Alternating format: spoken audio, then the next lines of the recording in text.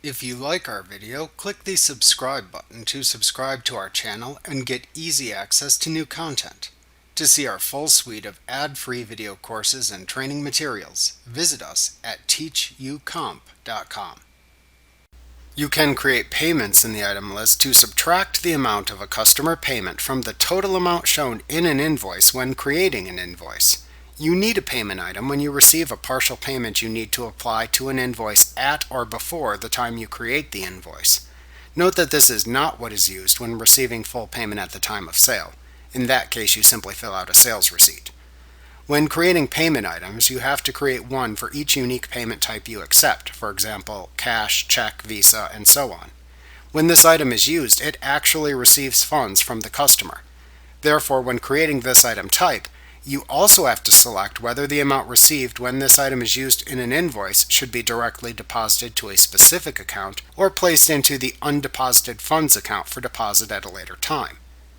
To add a new payment item to the item list, click the Item button in the lower left corner of the item list window and then select the New command from the pop-up menu that appears.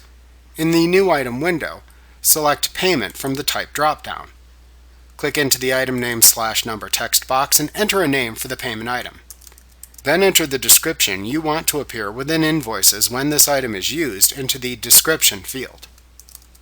Use the Payment Method drop-down to select the method of payment associated with this particular payment item. Then decide where to place the money received when this item is used in an invoice by either selecting the Group with Other Undeposited Funds option button or by selecting the Deposit To option button and then choosing the account to directly deposit the amount into from the adjacent drop-down menu. After creating the payment item, click the OK button to save the item into the item list. Remember to click the subscribe button to see more of our videos. Get ad-free courses at teachucomp.com.